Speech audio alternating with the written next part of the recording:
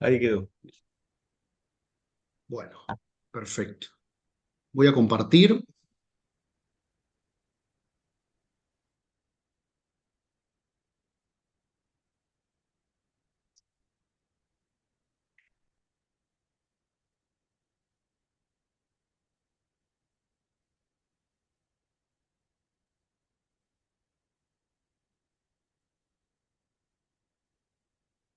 Bueno, si recuerdan, la clase pasada habíamos quedado para terminar lo que son los derechos de explotación. Haciendo un breve resumen, todo titular de un derecho de autor tiene dos tipos de derechos: los derechos económicos y los derechos morales. La clase pasada terminamos con los derechos morales.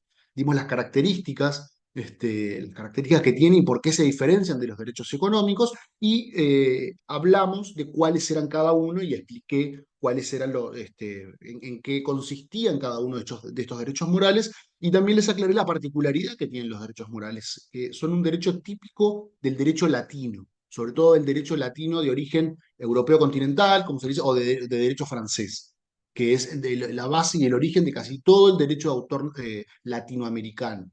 A diferencia, y por eso hago esa precisión, porque nosotros estamos muy influidos culturalmente por todo lo que es el arte norteamericano, desde el cine y la música especialmente, pero básicamente el cine y la música, donde los derechos morales de derecho a autor no existen. Ahora había algunas sentencias en Estados Unidos que reconocían el derecho al nombre, algo bastante particular, pero básicamente para la teoría anglosajona, la cultura anglosajona, los derechos de autor, el copyright, como lo conocemos en la traducción, que no es una traducción exacta a derecho de autor, el copyright refiere a derechos económicos exclusivamente, a derechos de explotación. Básicamente, parten de la teoría de que el derecho de autor es un bien inmaterial, intangible, como cualquier otro bien intangible que hay en la sociedad. Y por tanto, no hay nada que uno tenga que proteger más allá de la voluntad del autor, porque en realidad los derechos morales se protegen más allá de la voluntad del autor. Si el autor no quiere proteger los derechos morales están protegidos igual. Esa es la característica que tienen. Por algo no son vendibles, no son embargables, son imprescriptibles, no se pueden renunciar. Un autor no puede decir yo renuncio a mi derecho moral y te lo vendo. Eso no es posible, no es posible en nuestros derechos, no es válido. Yo les comentaba que en el derecho anglosajón, sí, perfectamente. Un guionista de una película vende, y es además habitual que pase, vende su guión, pero además vende el nombre también, sin ningún tipo de problema. Y muchas veces uno no sabe quién realmente hizo el guión de esa película, y si esa persona quiere reclamar el día de mañana la paternidad de la película, no lo puede hacer porque no tiene un derecho. Como les decía, ahora hay algunas sentencias que matizan y reconocen algún derecho de paternidad parcial en algunos casos. Pasó en el caso de Facebook, que fue un juicio bastante conocido, y hasta ha habido películas sobre ese tema, pero como regla en Estados Unidos no existen los derechos morales. Sí, en el derecho latino, y eso hay que tenerlo claro porque los derechos de autor, como todo derecho de propiedad intelectual, naturalmente son internacionalizables. O sea, el componente internacional de todos estos derechos es algo natural. Digo, Hollywood hace películas para todo el mundo. Y a la vez que acá se hace música, no solo para Uruguay, sino también para, no te digo todo el mundo, pero la región por lo menos, y se exporta. Entonces, uno tiene que tener claro, sobre todo cuando uno va a defender los derechos, saber de qué derechos estamos hablando, cómo defenderlos según el país que están. Por más que todos los países reconocen los derechos de autor desde el nacimiento, y eso es importante, a diferencia de la propiedad industrial, que son las marcas y patentes, en las cuales uno tiene que tener un Estado que otorgue un derecho, o sea, uno solicita el derecho, por algo ustedes completaron el formulario de marcas como ejercicio, porque ustedes le piden al Estado que les dé una marca, que les otorgue el monopolio de una marca. Eso no es así en materia de derechos de autor. En derechos de autor, el derecho nace con la creación. El Estado lo único que hace es un reconocimiento de ese derecho cuando se le solicita, pero nace con la creación. Y esa es la diferencia fundamental y sustancial entre derecho de autor y propiedad industrial. Y a su vez, el reconocimiento es en el mundo entero, o sea, en Uruguay por lo menos, y todos los países que integramos la Organización Mundial del Comercio y que hemos reconocido el convenio de Berna como convenio internacional. Uruguay reconoce cualquier obra artística hecha en cualquier país del mundo, aunque ese país no reconozca el derecho de autor uruguayo. cosa que es raro porque todos los países integran estos tratados, o casi todos, pero hay algunos pocos países que han quedado por fuera, algunos de Oceanía, algunas islas, y puede pasar que un artista de ahí diga, no, mira, yo no reconozco a Uruguay no le importa, Uruguay reconoce el derecho de autor porque entiende que es un derecho humano, está más allá del reconocimiento de los países. Y dentro de estos derechos humanos existen protecciones que tienden a proteger al propio artista, y los derechos morales son uno de ellos. Buscan la protección de la dignidad del artista. Y por eso, más allá del interés del propio artista, porque se entiende que lo que busca es proteger toda su idea y evitar que por una determinada situación renuncie a derechos que después puede necesitar. Esa es la razón de los derechos morales. Los derechos morales buscan proteger al artista. Es un derecho del artista y se busca con esto protegerlo, entendiendo que la obra artística es una extensión de la personalidad del autor. Esto lo hablaba la clase pasada. Recuérdenlo, es un concepto muy importante. Para nuestro derecho, la obra artística no es un bien económico que se compra y se vende únicamente, sino que es la extensión de una persona, de la personalidad de alguien, y por tanto tiene que tener una protección especial. De ahí la existencia de los derechos morales y de ahí la importancia de los derechos morales. Luego de los derechos morales tenemos los derechos económicos, que básicamente, más allá de que voy a explicar ahora algunos en qué consisten, básicamente lo que tenemos que entender es que los derechos económicos son aquellos derechos en los cuales permiten tener una ganancia económica el titular del derecho de autor. Es la parte comercial del derecho de autor. Y básicamente lo que permite es hacer todas aquellas cosas que se pueden hacer con un bien inmaterial para obtener una ganancia. Eso son, resumidas cuentas, lo que son los derechos de explotación.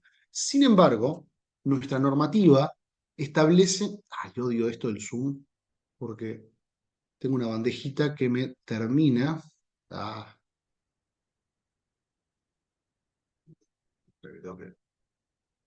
tengo que dejar de compartir para volver a compartir lo que ya tenía, no,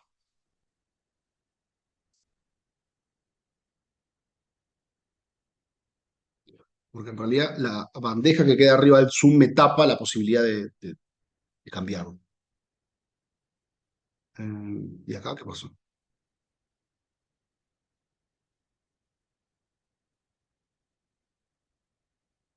Las disculpas, no sé qué pasó. A ver acá si me deja. Bueno, ahí al fin. Entonces nosotros en la propia ley, y acá voy a la ley para que de a poco se familiaricen con usarla. Recuerden que en el parcial la pueden llevar, lo vuelvo a reiterar. Hay que aprender a leer la ley. Sé que para muchos leer leyes puede ser la cosa más aburrida del mundo. Se dedican a diseñar y eso puede ser un trauma espantoso para ustedes.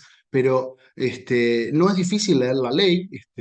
Y aprender a leerla directamente, en serio que les va a ayudar muchísimo al día de mañana, cuando sepan que hay algo que, acá hay algo protegido, que no sabemos cómo fue, ni qué pasó, ni cómo protegerlo. Bueno, capaz que pueden ir directamente y hay cosas que las pueden leer y ver ustedes directamente, más allá que siempre recomiendo que ante cualquier tema tienen que consultar a un profesional, pero sí entender que hay cosas que las pueden leer y ver directamente ustedes. Bien, la ley de derecho de autor, acá en el artículo 2 tenemos, básicamente hace toda una explicación de lo que son los derechos económicos y los explica uno por uno, los mismos que yo puse acá en la presentación: derecho de reproducción, que es el más importante, pero también el de representación, transformación, comunicación pública, distribución, droit de suite, adaptación y traducción.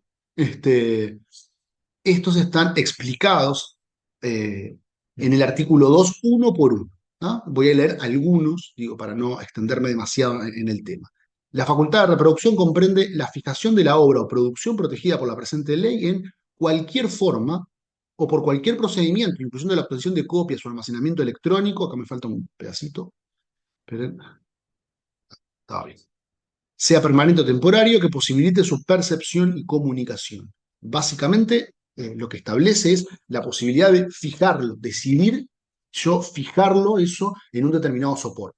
Caso típico, pero no el único, pero caso típico, la música. Yo soy titular de un derecho de autor, tengo el derecho a reproducirlo, pero además de almacenarlo y de fijarlo y de decidir qué voy a hacer, a quién le voy a vender. Tengo derecho, compré los derechos de una canción determinada, bueno, yo voy a una disquería, que ya no existen más, pero sí a quienes hacen la grabación, que ya no me acuerdo el nombre, como una casa que hacen lo que se llama la grabación, Y lo que hago es pago para que se haga esa grabación, lo que se llama el máster de la obra. El derecho de reproducción básicamente es eso. Yo si tengo el derecho sobre una obra musical, tengo el derecho a realizar las distintas grabaciones que se deben recibir para después comercializarlo, ¿no? Después de la facultad de distribuir, comprende la puesta a disposición al público del original, una o más copias, mediante su venta, permuta u otra forma de transmisión de la propiedad, arrendamiento, préstamo, importación, exportación o cualquier otra forma conocida por conocerse que implique la explotación de las mismas. Muy generales, pero para que no falte nada, básicamente, yo después que fijé y que grabé esa obra, lo que puedo hacer es venderla y yo elijo cómo venderla. Puedo venderla vendiendo discos, puedo venderla pasándola por la radio, puedo venderla por internet ahora, y vamos a ver los cambios legislativos que implicó la llegada de internet en algunos casos. En el caso de este artículo 2 casi no había ningún cambio porque era tan amplio que se entendió que estaba todo incluido en este artículo, o sea que la venta por internet y la explotación por internet está incluido. Pero vamos a ver que en otros derechos, de derechos conexos, que voy a explicar ahora sí hubo que hacer modificaciones legislativas, y una fue hace muy poquito, fue el año pasado, que tuvo incluso bastante polémica con, por lo menos en la prensa, existió bastante polémica respecto a su modificación.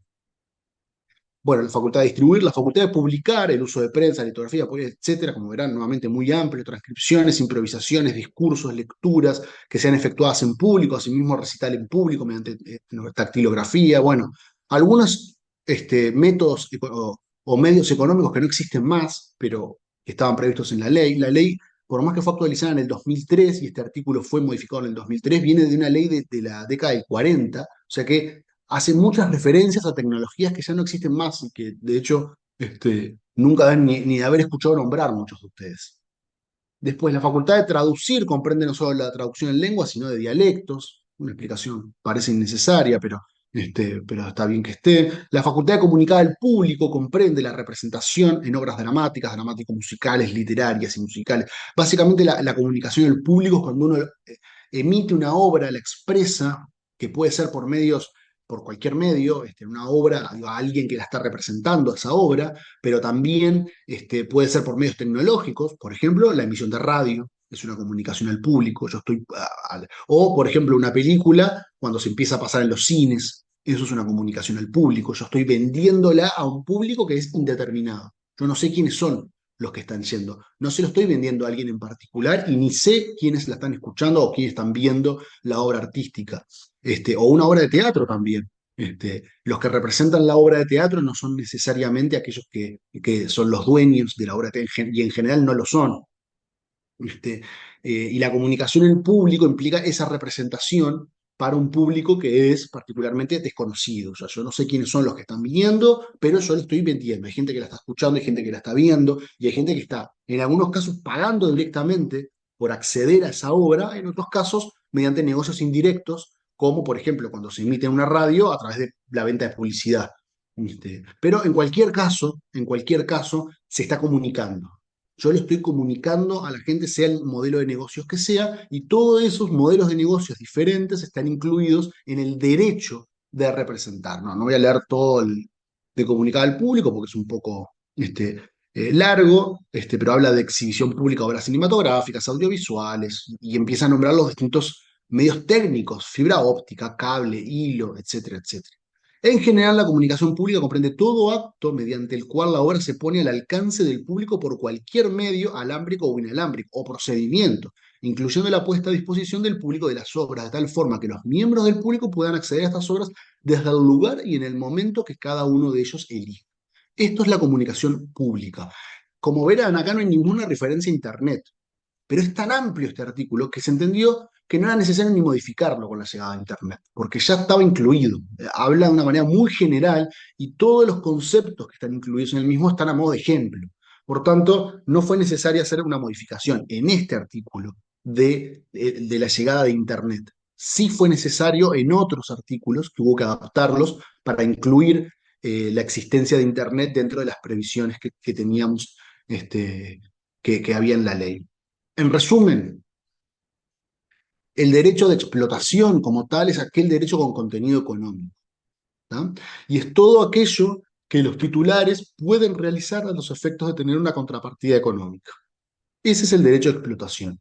Y es uno de los dos derechos fundamentales que para nuestro derecho, valga la redundancia, pero no lo es, este, existen para los titulares de una obra protegida por derecho de autor. Los derechos morales y los derechos de explotación.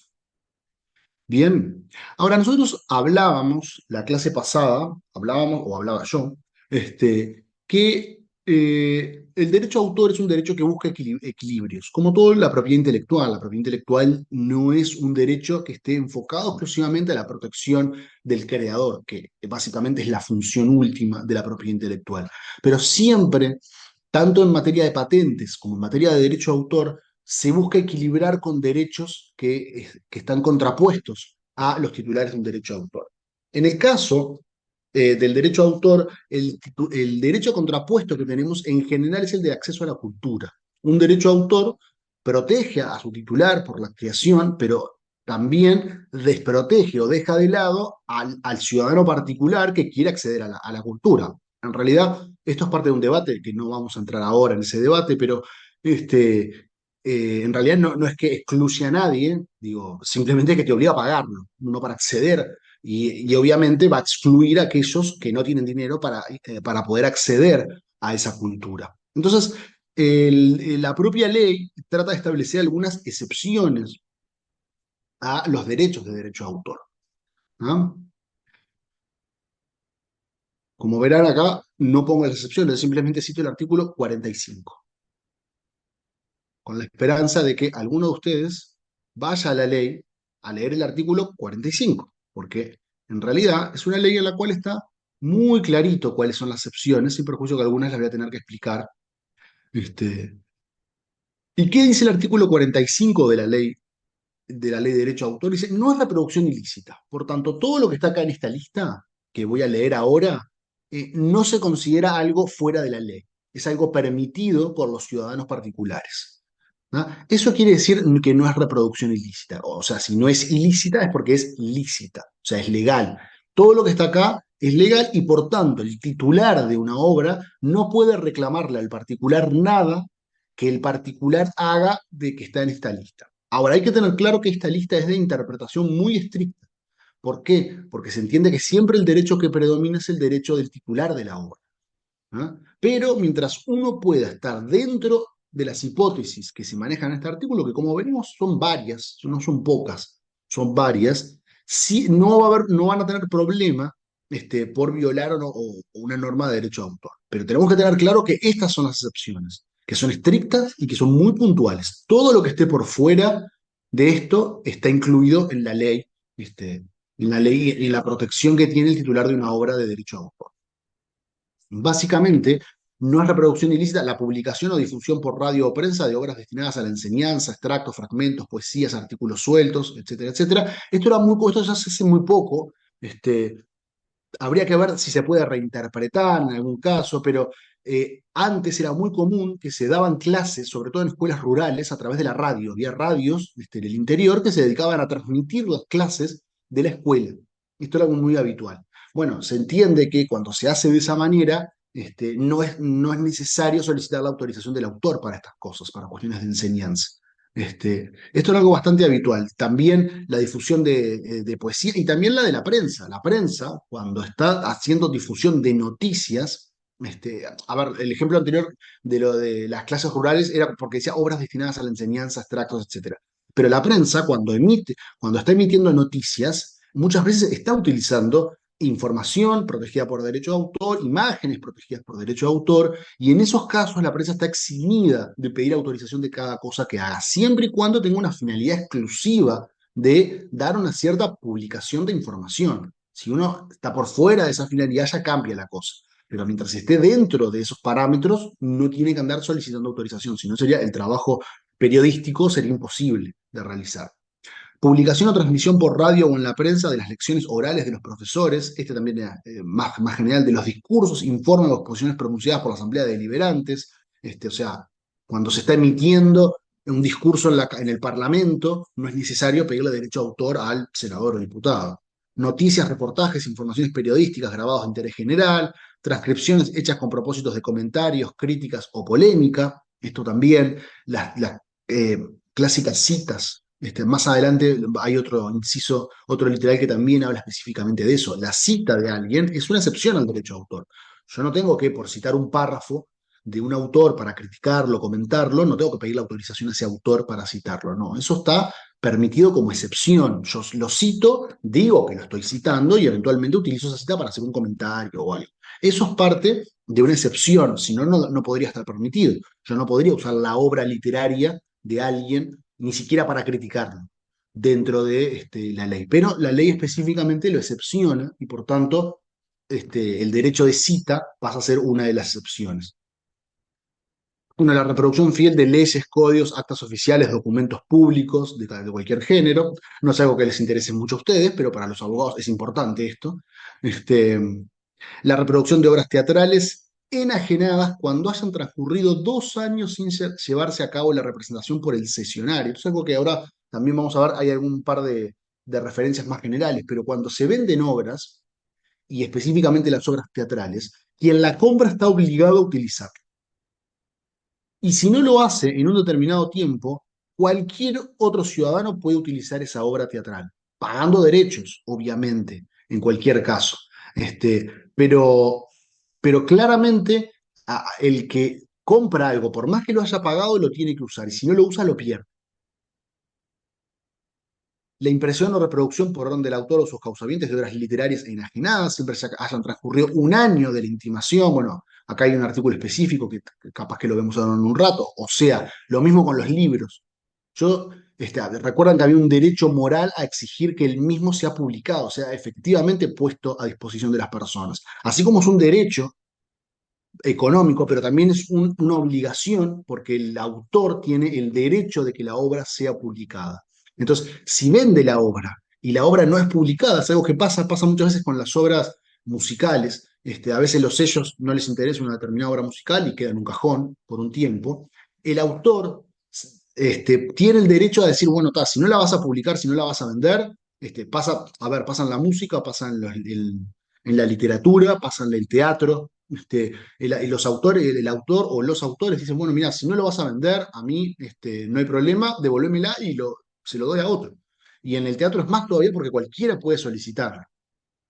Y esto está relacionado con el derecho que tienen los titulares de poder venderla, de poder, de que sea efectivamente eh, producida. ¿No? La reproducción fotográfica de cuadros, monumentos, figuras alegóricas expuestas en museos, parques, paseos públicos, siempre que las obras que se consideran salidas del dominio privado. Este, Nuevamente, sacar una foto de una obra que está expuesta a nivel público, no tiene ningún problema. Este, la publicación cuando se trate de obras teatrales o musicales por parte del director del teatro o empresario, siempre que esa reproducción haya sido hecha con autorización del autor. Esto es una obviedad, en realidad. A veces entrevera la ley porque pone cosas que son obvias y que no refieren estrictamente. Las transmisiones de sonidos o figuras por estaciones radiodifusoras del Estado o por cualquier otro procedimiento cuando esas estaciones no tengan ninguna finalidad comercial.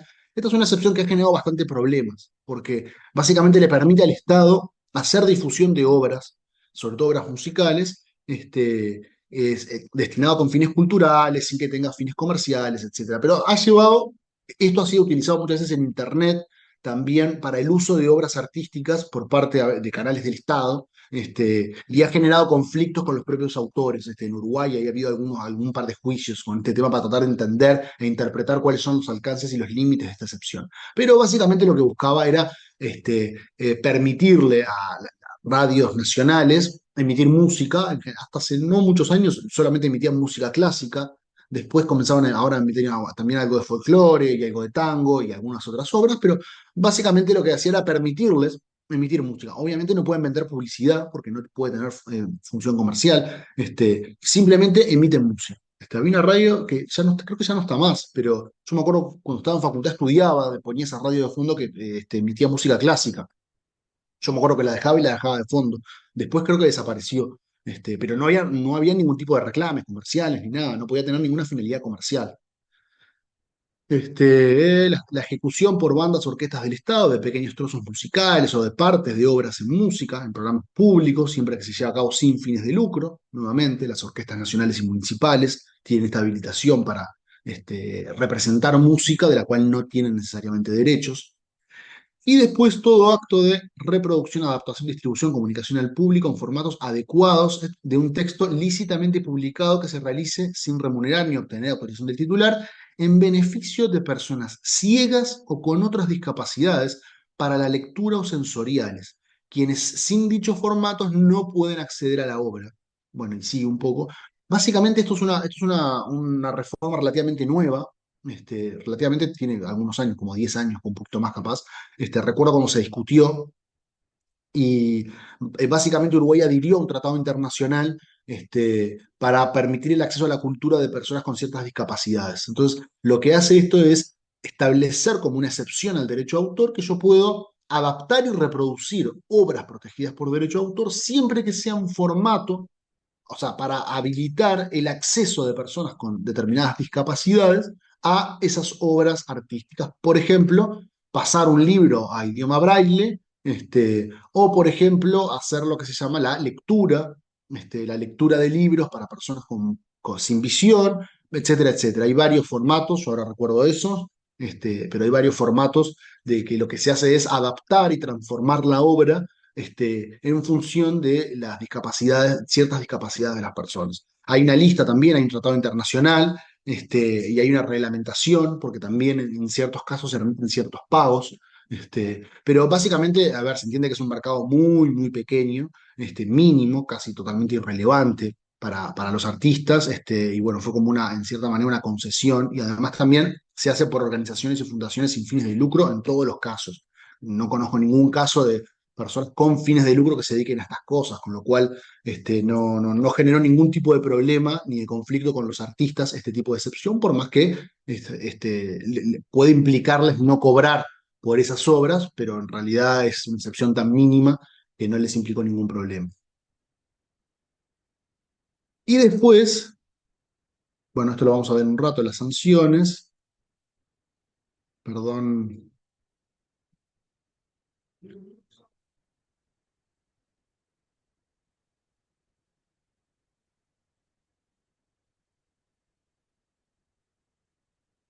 no, me está faltando una, creo que estaba por acá, que es lo que se llama,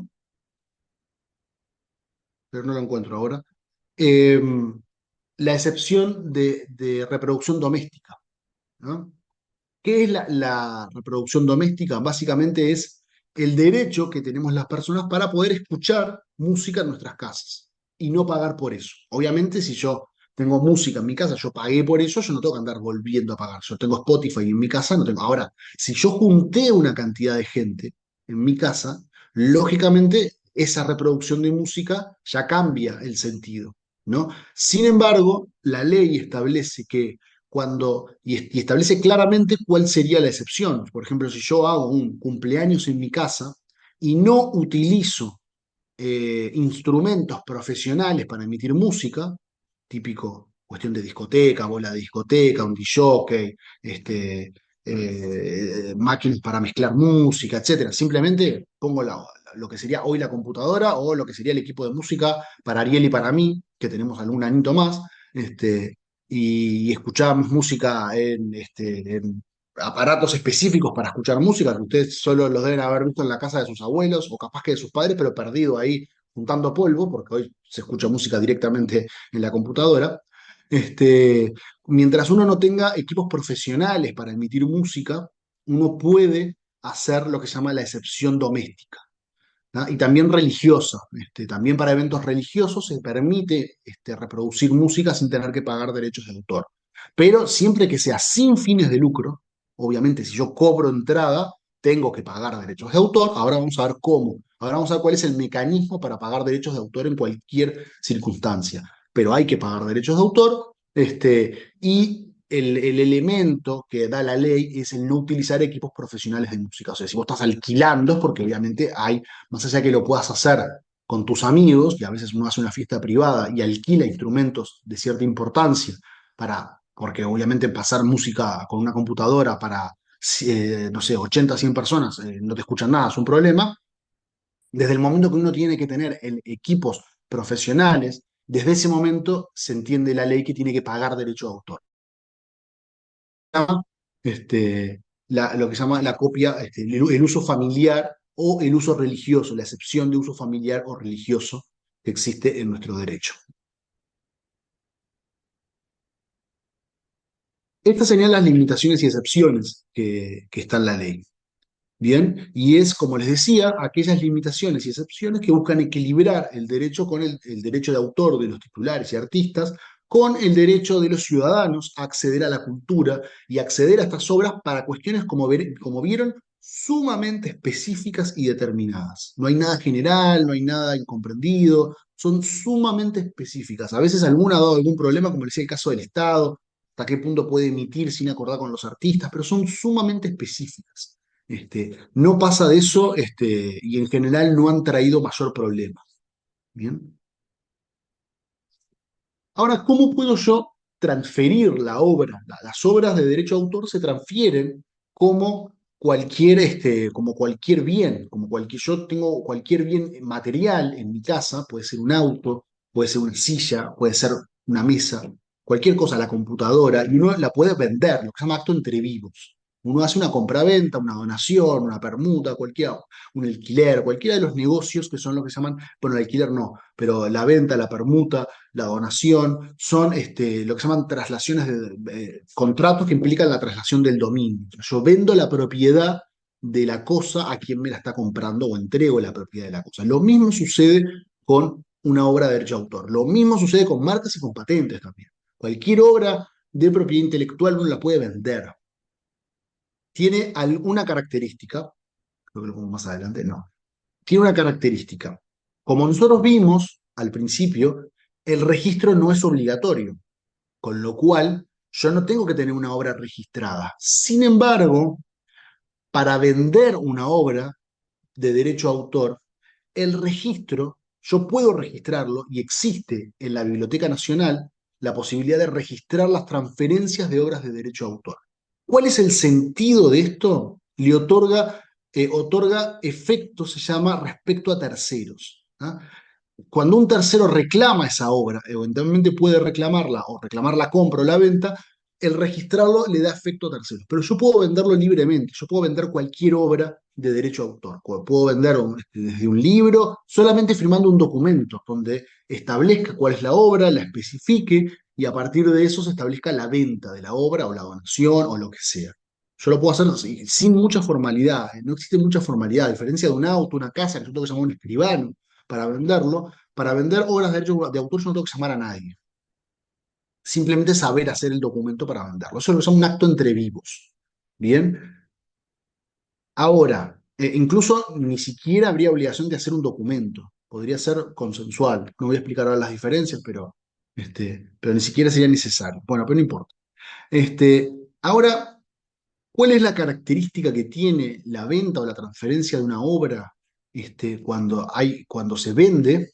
Básicamente tiene algunas que ya las vimos, que es estar obligado el que lo compra a ejecutar la obra en el plazo de un año.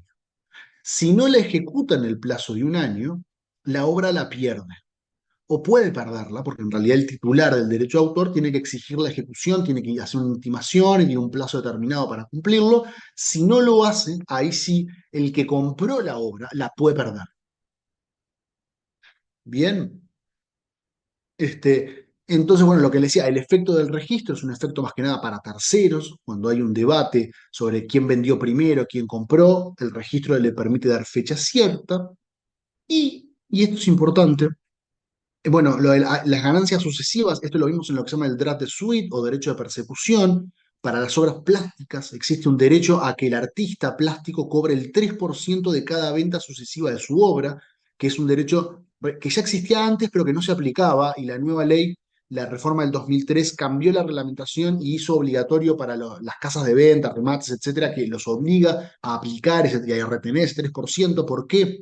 Porque como yo les decía, era muy habitual que existan artistas plásticos que eran muy pobres y muchas de sus obras podían valer millones de dólares. ¿Por qué sucedía esto? Porque en el arte plástico la mayoría de las obras tienden a valer con el tiempo y en general adquieren su máximo valor en la etapa final de vida de los artistas, cuando los artistas ya vendieron sus obras porque precisan vivir de eso cuando son profesionales. Entonces estableció un derecho que es de por vida y que no puede ser vendido, a recibir el 3% de cada enajenación de la obra. ¿Sí, Antonia? Hola, buen día. Tengo Buen una día. consulta con esto anterior, que dijiste que cuando uno compra un derecho de autor tiene que ejecutarlo en el siguiente año. Y yo me pregunto Sí. qué vendría a significar ejecutarlo, porque acá tengo anotado más o menos que los derechos, uno de los derechos era el de almacenar la obra. Entonces, Pero son derechos distintos. Ojo, almacenar es un derecho, por ejemplo, cuando yo logro fijarlo, establecer un mecanismo de fijación, por ejemplo, la música en un disco. Ejecutarlo es hacer cualquier acto que permita que el público acceda a la obra. Por ejemplo, si es una obra teatral, que se ejecute la obra teatral en un teatro, formar con una compañía, formarte actores y poder hacer la obra de teatro.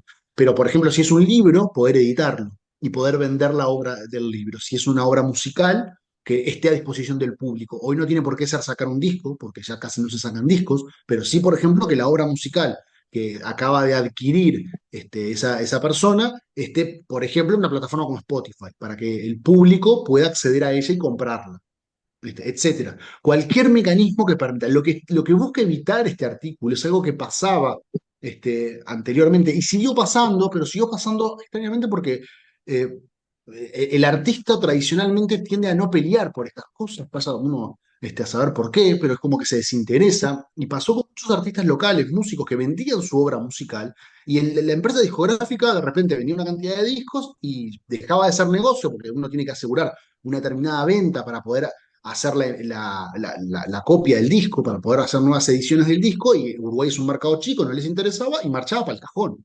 Y no encontrabas un disco, y había artistas locales muy conocidos que de repente sus obras no estaban en ningún lado. Obviamente, la empresa no está obligada a la que adquiera a perder dinero con una obra. Si no es rentable, no es rentable. Ahora, lo que básicamente dice es, bueno, si no la ejecutás, el artista tiene derecho a que se la devuelvas y a su vez el artista dársela a otro, vendérsela a otro que sí está interesado. Pasaba, en algunos casos sucedía de que nadie estaba interesado, entonces no había manera de vendérsela a nadie. Pero a veces pasaba de que podía haber empresas interesadas, de repente empresas de menor nivel, porque a veces una multinacional exige X cantidad de ventas, porque si no, no le interesa hacer el negocio, y otras empresas locales mucho más chicas, con menores tirajes, estarían aceptando el negocio. Y no lo podían hacer porque el derecho lo había adquirido, la propiedad, un sello internacional que no estaba interesado.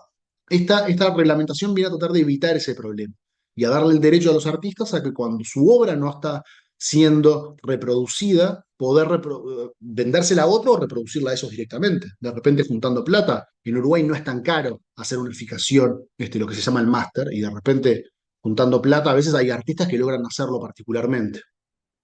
No sé si quedó claro, Antonio, a qué me refería. sí, sí, gracias. Te digo, el almacenamiento son otros derechos que están bien y son derechos complementarios al derecho de reproducción. Bien. Y finalmente, que les hablaba de las ganancias sucesivas de obras plásticas, finalmente tenemos la regla de que un tercio del derecho de autor es inembargable. Nuevamente es otra protección para los derechos de autor, que es la inembargabilidad de un tercio del derecho de autor. O sea, todos los bienes nuestros, es una explicación general de abogado, todos los bienes nuestros son susceptibles de embargo y remate el día de mañana si no pagamos nuestras deudas. Si yo tengo deudas, me pueden sacar la casa, el auto, me pueden embargar mi sueldo hasta un porcentaje, que es el mismo que en materia de derecho de autor, hasta la tercera, bueno, no, en realidad en el sueldo me pueden embargar hasta un tercio. Las dos terceras partes no, pero claro, un tercio de la mayoría de mi sueldo se va en aportes y retenciones para la seguridad social, con lo cual más o menos estamos en lo mismo. En este caso, en el caso de los artistas, un tercio queda siempre libre de embargo. O sea, si el artista no paga sus deudas, los acreedores pueden ir por ejemplo, a Gado, que es quien paga por estos derechos, y decirle, mire, lo que usted le va a pagar al artista, no se lo pague al músico, páguemelo a mí porque el artista me debe plata. Eso se llama el embargo.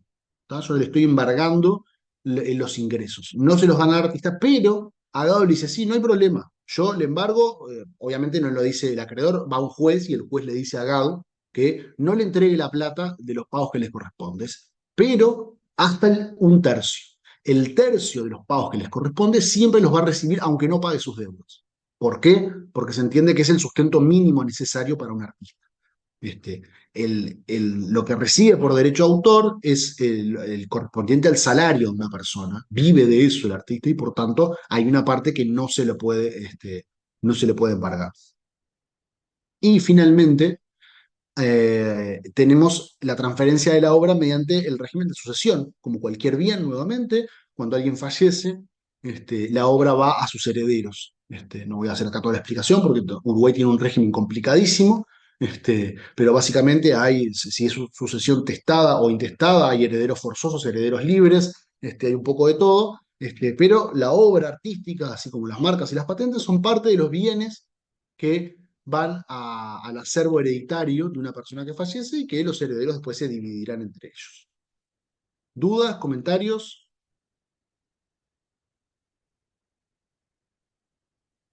Ariel, ¿cómo venís siguiendo la clase? No, muy Bueno, bien. Es un tema que es un poco diferente de cómo lo veníamos visualizando, pero de alguna manera y por eso lo que vos comentabas al principio, ¿no? La importancia de la próxima clase respecto a cómo se diferencian y se asemejan esta propuesta que hoy estás compartiendo con nosotros, con la que se compartió antes respecto a marcas, porque para los diseñadores es un punto importante, ¿no? sí, y la clase que viene, que por eso le digo que es importante, siempre hay un tema de lo que se llama la acumulación, porque cuando hablamos de diseños, los diseños pueden ser protegidos por patentes, y ya lo vieron eso con Natalia, y en algún caso hasta por marca, cuando en algunas formas específicas, y también por derecho de autor, y esa acumulación genera problemas, y ese problema que hay entre los distintos sistemas, que particularmente sea para el caso del diseño, la explicación de cómo resolverlo o cómo no resolverlo, porque en realidad no hay una resolución exacta en estas cosas, la vamos a explicar la clase que viene. Tiene su complejidad, por eso le vamos a dedicar parte importante de la clase a explicar cómo se produce o cómo se debe producir esa acumulación para que la entiendan y cuál es entendemos, el sistema más óptimo para poder trabajar con la protección de diseños. Bueno, la duración. Esto es algo que lo comenté por arriba, algunos de ustedes ya lo saben porque lo escuchan, pero básicamente la duración es básicamente toda la vida del autor. A diferencia de las marcas y las patentes, donde tienen un plazo determinado, las marcas son eternas, pero hay que ir renovándolas periódicamente, cada 10 años, y las patentes no, las patentes siempre tienen un plazo en el cual caducan, terminan, o sea, no pueden ser extendidas. En algunos casos se permite una extensión parcial de 10 a 15, por 5 años más, pero en el de las patentes de invención, 20 años y a la casa. No hay más nada para hacer. En el caso de los derechos de autor, el plazo de protección es un plazo totalmente distinto. ¿Por qué? Porque el fundamento ya no es un fundamento industrial o económico, sino que, como les decía, las obras artísticas son derivadas de la vida de las personas. Es una extensión de la personalidad del autor y, por tanto, mínimo siempre tienen toda la vida del autor, más 70 años. O sea, es un plazo muy largo. Obviamente es un plazo excesivo para el caso del software. No tiene ningún sentido este plazo tan largo, pero bueno, quedó porque el software se lo asimiló a derecho de autor por una cantidad de razones y el plazo del derecho de autor es el que es, no se previó un plazo específico para el software. Para las obras artísticas se entiende que es razonable que el plazo sea muy extenso porque hace a la vida del autor y incluso a la propia familia del autor. Por tanto, el derecho a autor está protegido por toda la vida del autor más 70 años. La extensión a 70 años es una extensión relativamente reciente. Hay una cuestión anecdótica de cuándo empezó esta extensión. Tradicionalmente, en el siglo XX, era la vida del autor más 50 años. Pero en la década del 90, en Estados Unidos surgió la ley Mickey Mouse, se la llamaba así, porque en realidad lo que estaba pasando era que estaban venciendo los derechos de autor de Mickey Mouse. Entonces, Disney, sí es Disney, ¿no? Sí, creo que es Disney, empezó a hacer un lobby en el Parlamento americano para extender los derechos, para evitar que se le caigan los derechos de Mickey Mouse, porque el valor de Mickey Mouse era enorme. Y efectivamente lo consiguió. Entonces, esa extensión, después que Estados Unidos lo extendió de 50 a 70, en cascada muchos países comenzaron a hacerlo. Al principio, obligados por Estados Unidos, cuando empezaron a firmar tratados de libre comercio, Cuando pasó la moda de los tratados de libre comercio, otros países lo empezaron a hacer por motus propio y Uruguay, sin ningún tipo de tener que quedar bien con nadie ni de contraprestación de acuerdo, decidió también extenderlo. Ahí un poco los artistas se movieron para buscar ese aumento de la protección. Yo creo que en lo personal me parece que poco comprensible, porque en realidad la vida del autor está asegurada. En realidad la diferencia es para los herederos. Y pocas obras artísticas llegan a tener valor 70 años después del fallecimiento del autor.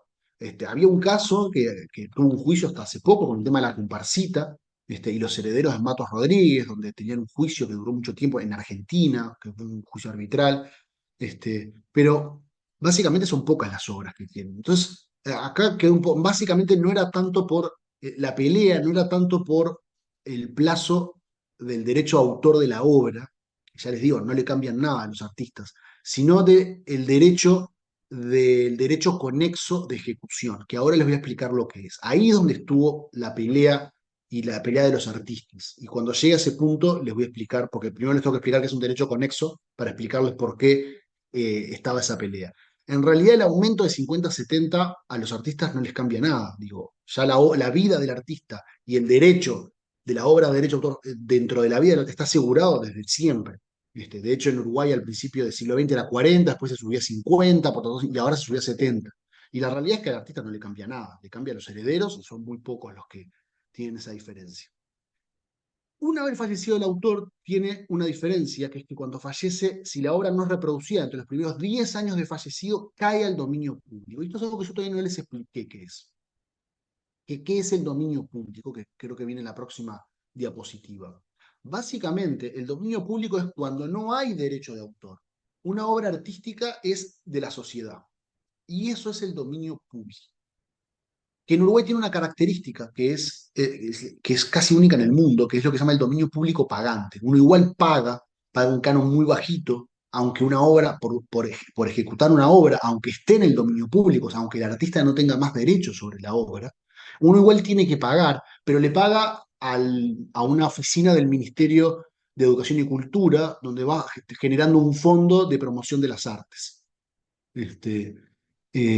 Pero es de dominio público. Y la diferencia es que uno no tiene que pedir autorización al artista. El artista no te autoriza porque el artista, primero porque probablemente falleció, o sea que serían simplemente los herederos del artista, y ahí ya perdieron su derecho de explotación económico. Siempre los herederos del artista van a tener el derecho moral, los derechos morales sobre las obras. Esos sí los mantienen, y los van a seguir teniendo y son eternos, eso nunca se pierden.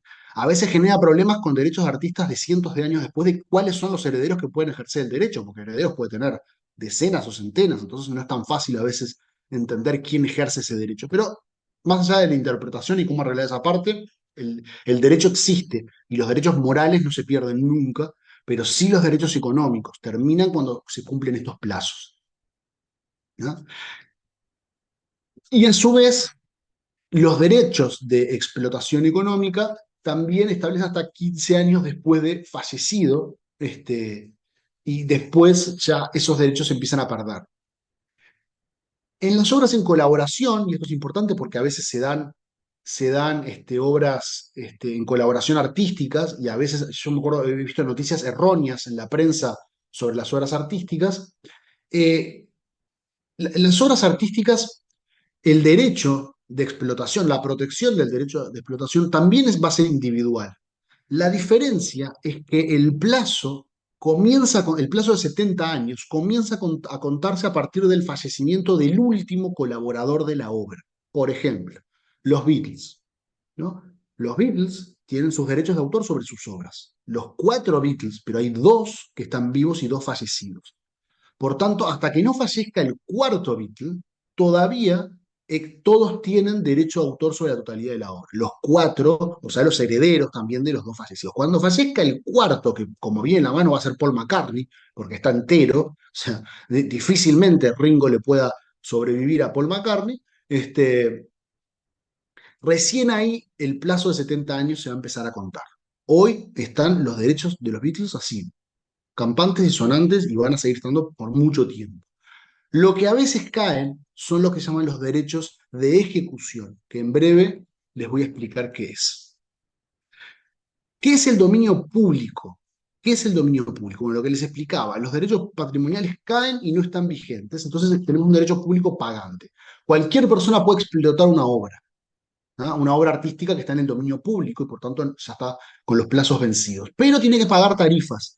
Y el Consejo de Derecho de Autor ha hecho algunas tarifas, la verdad que ha hecho pocas y a veces genera problemas, porque alguien dice, bueno, yo voy a explotar, no sé, una obra de pintura, que ha pasado casos de, me acuerdo del Van Gogh, las hojas que se vendían, que tenía una obra de Van Gogh, y claro, de repente querían averiguar cuánto pagar por esa obra, que es una obra que ya no tiene derechos de autor, lógicamente, pero tienen que pagar el derecho público pagante, el canon, al MEC. Y el MEC no tenía una tarifa para cobrarles y creo que no llegaron a cobrarle nunca. Y bueno, lo que les decía, los derechos morales serán defendidos por los herederos. Antes de esta diapositiva de la defensa del derecho, que es un poco más complicada, voy a hablar de los derechos conexos, después voy a volver a esa. ¿Qué son los derechos conexos? Esto es importante. Y voy a hacer una breve introducción. Nos queda media horita de clase, creo que me da para dar todo. Voy a hacer una breve introducción. Los derechos de autor, hasta ahora lo que vimos son la obra del autor, o sea, de aquel que crea la obra. Pero después el legislador fue previendo y les fue otorgando derechos a todos aquellos, o algunos de aquellos que son parte de la cadena de reproducción y comercialización de esa obra. Un autor crea una obra, pero después hay toda una cadena y un círculo, hasta el consumidor que disfruta de esa obra, que es necesaria su existencia para poder reproducir y ejecutar la obra y que a su vez el artista pueda tener ganancias por su obra. ¿Ah? Entonces, existieron y se han ido modificando en el último siglo lo que se llaman los derechos conexos. Esos derechos conexos son derechos que el derecho de autor le reconoce a ciertos personajes de esa cadena. El primero de todos, y es el más clásico, y este viene desde el origen del derecho de autor, son los artistas, intérpretes y ejecutantes. Y esto es muy importante. ¿Qué son los intérpretes y ejecutantes? Uno puede decir, bueno, en realidad son los mismos artistas los que ejecutan, porque si yo veo los Beatles compusieron sus obras y ellos mismos la ejecutan. Bueno, sí, en algunos casos se confunde las personas de creador y ejecutor, pero no son lo mismo. De hecho, con los Beatles, yo siempre pongo este ejemplo, pero se puede dar a cualquiera, pero creo que es el más llamativo, porque los Beatles, la mayoría de las obras las componían Lennon y McCartney. Uno, de hecho, en los propios discos, abajo de cada canción dice quién compuso cada obra y la más gran mayoría eran de Lennon y McCartney, algunas de George Harrison y muy poquitas de Ringo Starr. Esos son los creadores de la obra. Después, los cuatro Beatles eran los ejecutantes de la obra. Pero el derecho por ejecutar la obra es un derecho conexo, no es el derecho de autor sobre la obra. Es un derecho de autor porque es parte de los derechos de autor, como decía, los derechos de autor son muy amplios, pero no es un derecho sobre la obra, no es el derecho del creador. El derecho del creador es aquel que creó la obra, que hizo la obra. Después está el que la ejecuta. Y en los músicos se ve muy claramente, también en el teatro. Y quien la ejecuta, hay artistas en Uruguay, por ejemplo, a mí me surge el nombre de Pablo Estramín, pero no es el único, pero creo que sí es el que ha adquirido más fama, más allá que está fallecido ahora, donde en realidad Pablo Estramín creo que nunca llegó a componer una canción, y era un artista muy famoso en Uruguay. Él lo que hacía, ejecutaba obras de otros. Yo no recuerdo ninguna canción, creo que alguna puede tener, pero yo casi que no recuerdo ninguna canción compuesta por Pablo Estramín. Y tiene canciones muy conocidas, pero la mayoría eran todas ejecuciones o versiones de otros artistas que habían compuesto. Entonces, él tenía un derecho conexo, o podría ser un derecho derivado, pero básicamente porque él transformaba algunas obras, pero suponiendo que las dejaba igual, él tenía un derecho conexo por ejecutar esa obra. Era un derecho sobre los ejecutantes. Y eso es un derecho conexo. ¿Y cuál es el tema? Y acá vengo con el tema de la reforma, de la ampliación del plazo de 50 a 70 años, que se dio hace relativamente poco, hace 3 años creo que fue. Algunos artistas se quejaban de que en el final de su vida se le comenzaban a vencer los derechos de autor sobre sus derechos conexos de ejecución. Por ejemplo, Rubén Rada, que hoy tiene creo que 75 años, sus primeros discos son de cuando tenía 20 años. veintipocos años. Con lo cual, en un momento llegó a esta etapa de su vida y los artistas como creador están intactos. Eso no tiene problema. Donde comenzó a tener problemas es los artistas como ejecutante, que la verdad que es la minoría de sus ingresos. La mayoría de sus ingresos siempre son los artistas del creador, pero los del ejecutante es parte del ingreso. Y le empezaron a caer sus ingresos como ejecutante, porque se vencían los 50 años. Entonces fue parte de esos artistas que comenzaron a moverse para decir, che, preciso que me extiendan este plazo porque la verdad estoy llegando a viejo y cuando preciso tener más plata para vivir, en realidad estoy teniendo menos, porque me caen estos 50 años, se me están venciendo los 50 años de las primeras obras que yo hice cuando era joven. Y así fue que empezaron a moverse y consiguieron la extensión de 50 a 70 años. Ahora me acuerdo, fue a finales del 19, porque me acuerdo que fue con el cambio de gobierno anterior, fue en diciembre del 19.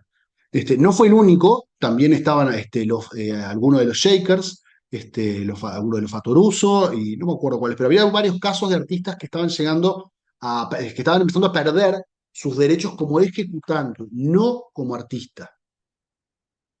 Y por eso fue un poco la extensión del plazo, y al extender el plazo del ejecutante, se extendió el plazo del artista. Acá, en este caso, reitero, no lo puse acá en la diapositiva, pero el plazo de los derechos conexos, de los derechos que surgen de derechos conexos, es de 70 años. No es por la vida del autor, es solo 70 años. Entonces, eso es una diferencia importante. Y el año pasado, y ahora voy al artículo 36, tuvimos una reforma de un artículo también, y en este caso, esto fue un caso bastante particular, porque no fue a pedido de los artistas.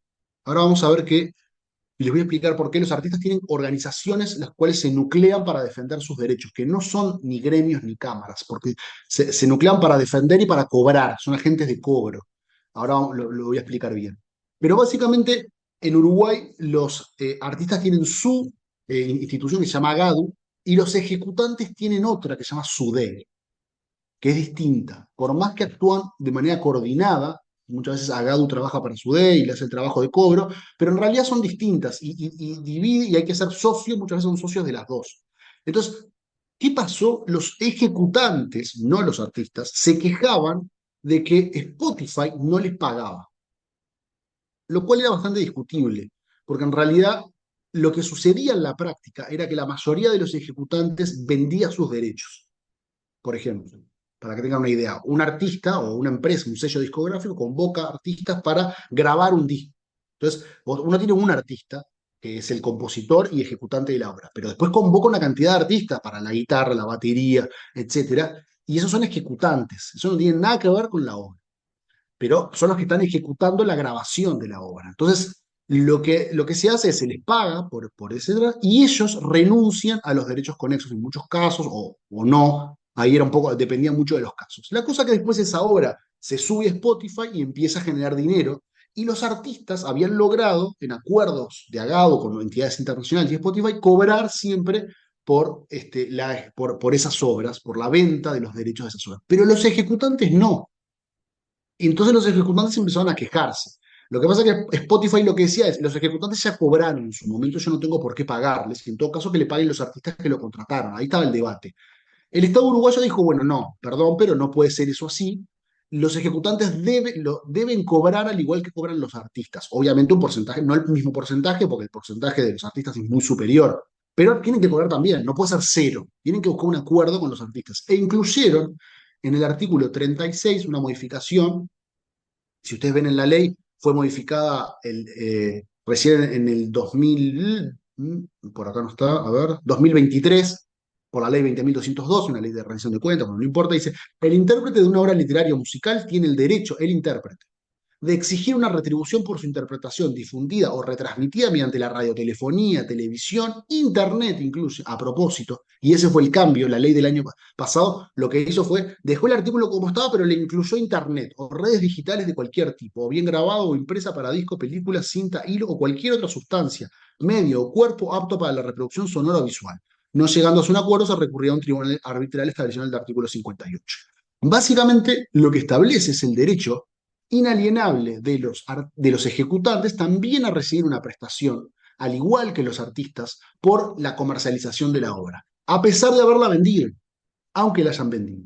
Este, Obviamente son remuneraciones muy pequeñas, pero eso les dio el derecho a su day a exigirle a Spotify que a los intérpretes también les paguen, aunque sea un poco, de lo que se estaba vendiendo en las obras. Bueno, eso generó la amenaza de que Spotify se iba de Uruguay, ¿no? Eso lo tienen que haber escuchado, que amenazan a Spotify que se va, que se va. Al final no se fue, porque en realidad lo que Spotify decía, yo no quiero pagar dos veces por lo mismo, y tenía algo de razón. O sea, si pago por un lado, no quiero pagar por el otro, y el Estado uruguayo lo que le decía es, no hay problema, en eso está bien, pero vos tenés que asegurar que cobren los ejecutantes.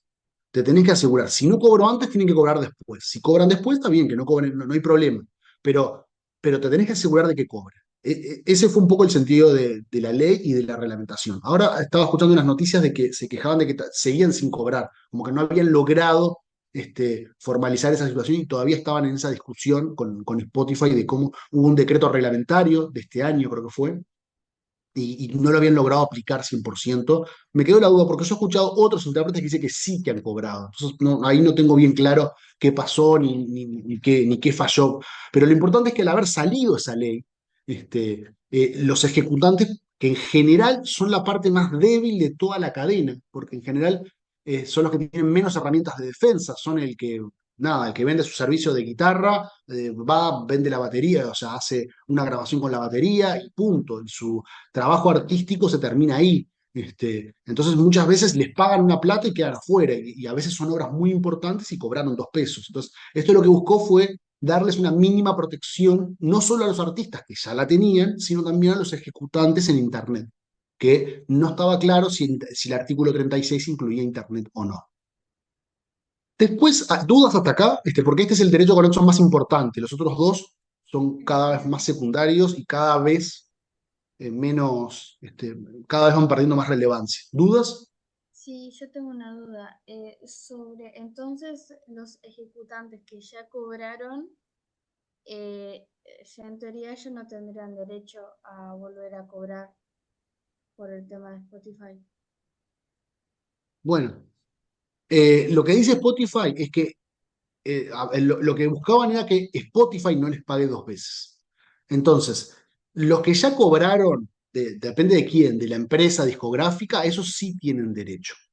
Lo que dice Spotify es, si yo le pagué al ejecutante, porque ¿qué es lo que dice Spotify? Spotify dice, yo le pago al productor de fonograma, que es el que me contrata y el que sube las canciones, ahora les voy a explicar quién es el productor de fonograma, y el productor de fonograma distribuye la plata entre el artista y los ejecutantes. Pero yo en la plata que le doy a él ya incluyo todo. Si me obligás a pagarle al ejecutante, yo lo que hago es pagarle menos al productor de fonograma. No hay problema. Entonces, en ese caso quedó cubierto, sí, el evitar pagar 2 veces por lo mismo. Con respecto a los ejecutantes, sí, si ya cobraron al principio, van a poder, entiendo yo, que tienen derecho a volver a cobrar con la ejecución pública. Habrá que ajustar después las tarifas del pago ese único que se hacía, si incluye o no incluye, pero ahí se les dio un derecho más a cobrar a los ejecutantes a partir de la ejecución en redes sociales. No solo es para Spotify, también es para YouTube. En realidad para todas, pero las más importantes son esas dos. En Estados Unidos hay un par también bastante importantes que yo desconozco, capaz que ustedes sí las conocen. Este, bueno, pero sí, Abigail, la idea es que más allá de que hayan cobrado al principio por su trabajo, como cualquier artista, tienen derecho a seguir cobrando por la ejecución de la obra en Spotify. No es que vayan a ir directamente a reclamar a Spotify porque no les van a dar corte, pero sí a través de su DEI, que es un poco la que estaba liderando eso. El Gracias. segundo derecho conexo son los productores de fonogramas. ¿Qué son los productores de fonogramas? El fonograma es la fijación de la obra musical. Se habla para música, pero también en materia de cine puede ser utilizado. ¿Qué es la fijación de la obra? Yo tengo una canción compuesta, esa canción compuesta yo la puedo escribir en miniaturas, y tengo formas de escribir esa canción y saber cómo reproducirla de manera exacta. Pero después hay que pasarla a un medio material. La fijación de esa obra es lo que se llaman los masters, cuando se habla de la masterización de una determinada obra. Esto ha sido remasterizado. Bueno, básicamente es eso, se fijó esa obra, ya compuesta por un artista. Los artistas muchas veces pueden fijarla varias veces, Pero lo cierto es que la empresa que fijó esa obra tiene derecho sobre esa fijación. Esto es importante, no sobre la obra. No puede comercializar la obra, pero sí comercializa la fijación de la obra. Si el artista se pelea con esa empresa, lo que tiene que hacer es fijarla de vuelta, con el costo que tiene, obviamente.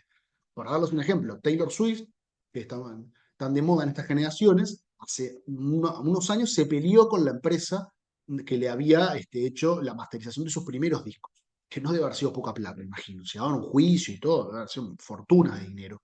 Pero Taylor Swift, para evitar los problemas en medio de los juicios, y que obviamente quedaban trancadas parte de su música, lo que hizo fue volvió a masterizar sus discos. ¿Qué quiere decir? Los volvió a grabar. Contrató músicos, sus canciones que ella las compuso, fue a una sala de grabación y las grabó de vuelta. Entonces, la primera empresa con la cual tenía lío tenía derechos sobre la primera fijación, sobre ese máster o fijación. Pero la empresa siguiente pasa a tener derechos sobre esta siguiente fijación. Por eso son productores de fonogramas. Tienen un derecho conexo sobre esa fijación. También ese derecho conexo dura 70 años. Es sobre la obra, sobre la fijación de la obra, perdón, no sobre la obra. ¿Se entiende esto? Esto puede ser un poco complicado, pero ¿qué relevancia tiene esto? Por ejemplo, los productores de fonogramas son los que comercializan la obra en las redes, por ejemplo, en Spotify. Ahora Spotify abrió la cancha y permite a los propios artistas subir sus obras, pero eso es hace relativamente poco tiempo. Hasta hace poco tiempo Spotify solamente le permitía a los productores de fonograma. El dueño de la fijación era el que iba con el disco a Spotify y decía, bueno, yo quiero ahora emitir o comunicar al público, permitir que el público acceda a la obra a través de tu plataforma. Pero solo podía ir el productor de fonograma. Después el productor de fonograma se daba vuelta y la plata que recibía le pagaba al artista, al ejecutante, a cada uno lo que habían arreglado, o lo que correspondía según las legislaciones de cada país. ¿Por qué hacía esto Spotify? Para poder ordenar el tema, porque si no era muy desordenado. Obviamente le generó conflictos. Cuando hay un conflicto entre un artista y un productor de fonograma, eso ponían a Spotify en el medio y eso generaba problemas. Entonces, por eso habilitaron. Y creo que YouTube también. YouTube ahora también habilitó la posibilidad de que los propios artistas suban la obra. Y al principio era solamente los productores de fonograma. Por mucho tiempo, solamente los productores podían subir las obras. Ahora abrían un poco más la cancha para evitar los problemas que generaba eso. Y el tercer derecho conexo, y el último, y va a ser el último porque ya hay acuerdo internacional en que no se van a incorporar más derechos conexos, son los organismos de radiodifusión. ¿Qué es esto? Nuevamente, vamos viendo la cadena, ¿no? Alguien compone una obra artística, viene otro y la ejecuta esa obra artística. Viene otro y la fija en un medio material, que son los productores de fonograma. Y viene otro siguiente y lo que hace es, con ese medio material que fijó la obra, emito una señal de radio para que cualquiera pueda acceder a esa obra. Esos son organismos de radiodifusión. Son emisores de una señal de radio. Esa emisión de señal de radio es de propiedad exclusiva del organismo de radiodifusión y es un derecho de autor conexo. Tiene un derecho específico sobre eso. Entonces, si yo tengo un aparato y comienzo a recibir esa emisión de radio en el cual está una obra de música, por ejemplo, yo no puedo retransmitirlo porque esa emisión no es mía. Puedo sí escucharla como cualquier consumidor, pero no la puedo vender ni retransmitir porque la emisión no es mía. Esa emisión que se hizo de radiodifusión no es mía. Tiene componentes específicos, se puede identificar incluso técnicamente, que obviamente son cosas que yo desconozco, pero lo importante es que el que lo recibe no lo puede volver a utilizar. ¿No?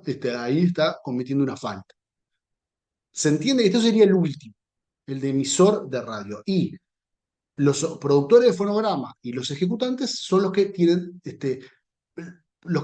los derechos más acertados dentro de nuestra ley. Los organismos de radiodifusión están un poco más al margen, pero también fueron medio que ingresados a la ley por la ventana. O sea, no, claramente un organismo de radiodifusión no es un artista, no tiene nada que ver con un artista. Pero se le reconoció ese derecho conexo como manera de proteger esas ondas de radio que viajan por el mundo y que había que buscar alguna manera de proteger, aparte de esa cadena, que hoy no, pero sí hace 50 años era muy importante en la comercialización del artista, también como forma de proteger el negocio del propio artista, porque si uno pierde en alguna parte de la cadena la posibilidad de proteger el negocio, se cae el negocio entero y el artista no cobra nada. Entonces, con ese fundamento es que se fue protegiendo cada uno de los eslabones de la cadena hasta que llega al consumidor final. ¿Dudas, comentarios? Perdón, Sé que buen está... día. Buen día, Bueno, Denise. yo tengo ya 34 años, o sea que no soy era cassette todavía, llegué a esa época. Y quiero como sacarme la culpa de que yo debo haber faltado el derecho conexo de la radiodifusión, porque en mi época se usaba de grabar desde la radio, digamos, con el cassette que venía virgen para grabar. Ahora siento que ¿Quién no infringí lo, la quién, ley, digamos, pero quién no lo hizo, Denise? bueno, Ahora entonces ya están ahora me todos los da... delitos prescriptos, no tendríamos problema, pero Ok, ok. creo que lo hacemos. Ariel no lo quiere decir, pero seguro lo hacía también. Y le poníamos el papelito al cassette para grabar la canción que nos Sí, gustaba sí, con sí, sí, sí. la Y voz del después si locutor y querías, todo. usabas la lapicera para rebobinarlo, si tenías algún equipo viejo. Bueno, capaz que Sí, sos más claro. viejo todavía, pero no agarraste esa época. No, sí, sí, sí, Pero también. bueno, sí, exactamente. Era otra época totalmente distinta a la actual, pero claro, lo que sucedía era eso. La gente grababa. A ver, este sistema no estaba pensado para evitar que los ciudadanos comunes de repente grabaran en un cassette virgen y lo escucharan de vuelta. Eso no le importaba, no cambiaba nada a nadie. El problema era si a otra radio, porque esto sí pasaba, y hubo en Uruguay juicios y denuncias importantes, si otro radio agarraba la señal que estaba emitiendo alguien, porque tiene su costo emitir y armar señales, y la retransmitía sin pagarle derechos al primero. Esto es lo que buscaba el derecho conexo o de emisión de radiodifusión. Eso es lo que buscaba proteger, evitar que otros se roben las señales entre ellos. Ese era básicamente el tema. Y me quedan 5 minutos y no me quiero ir sin hablar un poco de hablar de dos cosas muy rápido, que cuáles son los mecanismos de defensa que tenemos de los derechos de autor, y acá la ley es muy amplia, tenemos importantes mecanismos de defensa, mecanismos jurídicos, digo, y voy a hacer simplemente una explicación muy breve, que cuando alguien viola los derechos de autor de otro, se pueden ejercer acciones civiles y penales, las dos, y a su vez las civiles incluyen algo que es muy raro en nuestro derecho, muy raro, muy poquitos ejemplos hay. Y este es uno de los pocos, que es la posibilidad de cobrar una multa a la persona. En Uruguay eso casi no existe. Debería utilizarse más como mecanismo. Y sin embargo casi no existe, pero en derecho de autor está previsto que aquel que copie o que venda, por ejemplo, que se ponga a vender discos pirata, hoy ya no existe porque se piratea por internet, pero en mi época había gente que grababa discos y se ponía a venderlos en las casas y en los comercios. Hay alguna sentencia en el libro de Beatriz Bugallo en ese sentido. Y entonces en ese caso a esa persona, además de estar cometiendo un delito, porque hay un delito tipificado para los casos de venta de reproducciones ilegales y de venta de productos ilegales, además también se le cobra una multa y además se le cobran los daños y perjuicios ocasionados.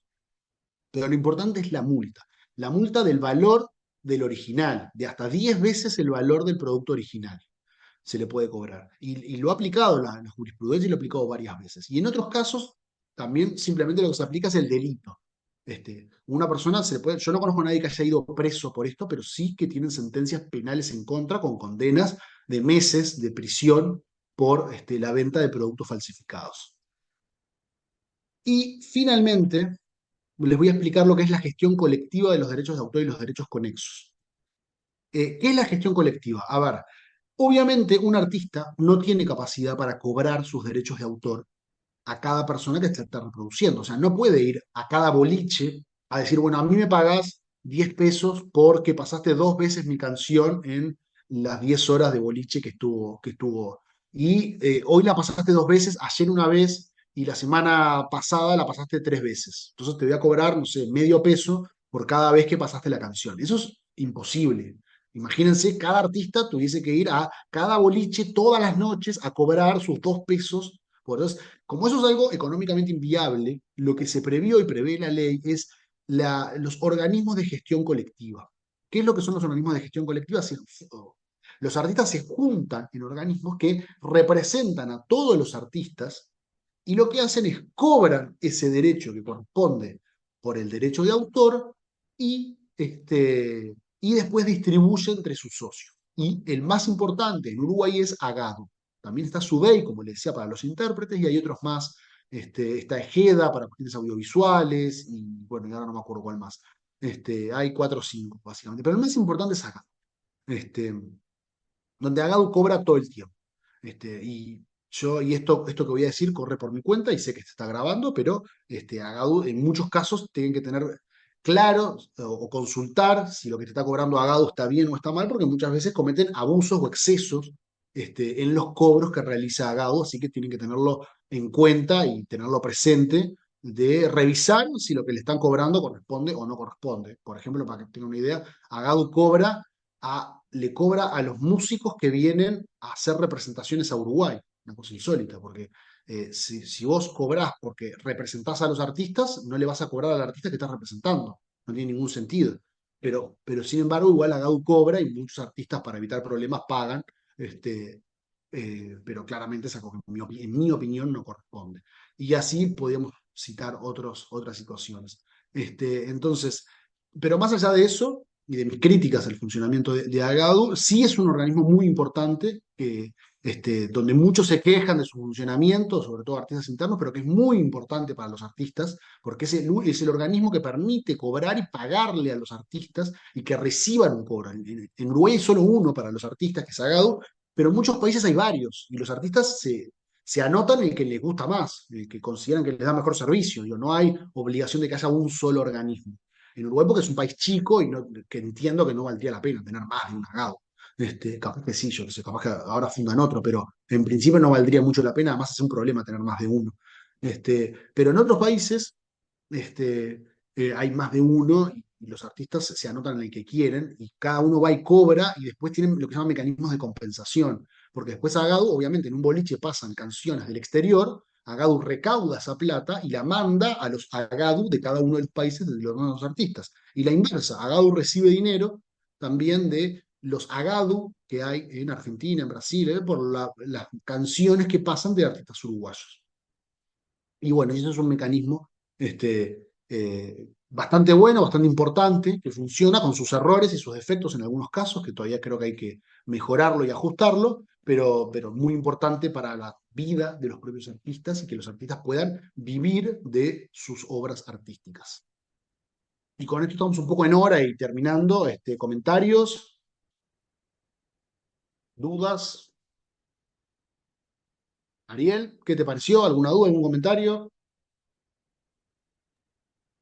No, en este caso, estos últimos conceptos que vos estabas presentando son más familiares en la vida diaria que todos tenemos, la experiencia, lo que nos llega, lo que nos cuentan. Lo que está bueno es comprender justamente, digamos, cuál es la estructura jurídica que le da base a toda esta operativa de la cual en la práctica, cualquiera que hizo una reunión o participó en la organización de algún evento sabe de qué bueno que viene Agado, que te cobra, y bueno, de dónde se origina, digamos, esa actividad y en realidad lo que representa y sobre todo lo que representa, como decíamos hoy, desde el punto de vista del impacto que puede tener en la creación y en lo que hacen los diseñadores, ¿no? Sí, y obviamente, como le decía, más allá de mis críticas a Gado, que las tengo, y son un poquito más duras en realidad de los breves minutos que le dediqué, pero igualmente es una entidad muy importante, y muy importante para la vida de los artistas, su existencia. Y es lo que cuando ustedes están pagando el famoso Agadu por hacer una fiesta entre amigos, que hay que pagarlo, que no es mucho en ese caso, y está bien que en ese caso se pague, lo que están pagando es el salario de los artistas, básicamente. Que no es una gran cosa, les puedo asegurar, y lo que les llega a los artistas no es una gran cosa, inclusive de los artistas más renombrados de Uruguay cobran bastante poco. No imagino cuánto cobrarán los otros porque debe ser realmente muy poco, pero bueno, es la única manera económica que existe de que puedan realmente vivir y tener un complemento y un sustento para su vida personal. Bueno, no sé, ya estamos un poco en hora, y el tema de derecho de autor lo terminaríamos por acá. Obviamente queda la clase que viene para poder hacer algunas consultas y dudas que tengan previo al parcial. Sí, acá hay una consulta si el próximo lunes hay clase porque es post elecciones. y como a veces los locales de la universidad se utilizan como lugares de votación, a veces hay dificultad para poderlos utilizar, pero en este caso, como es una unidad curricular que la dictamos a distancia, no va a haber ninguna interferencia, entonces vamos a poder Marcharon, hacerlo no van a normalmente. zafar de la clase por las elecciones. Se perdieron un día libre. Martín tiene la mano levantada. Hola, quería saber si me podían repetir cuál era el material que sí podíamos tener eh, en el parcial. ¿Qué cosa? Perdón, no te entendí, Martín. ¿Cuál era el material que sí podíamos tener? O sea, no podíamos tener Ah, apuntes, pero sí podíamos tener... sí, eh, la ley la pueden tener. Imprimir la ley 9.739, por ejemplo, la pueden imprimir y tenerla a mano, la ley de patentes, la ley de marcas 17.011 o 17.164, básicamente esas tres leyes.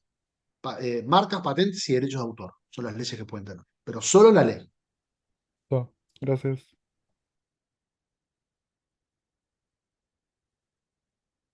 Bueno, si no hay dudas, comentarios, dejamos por acá.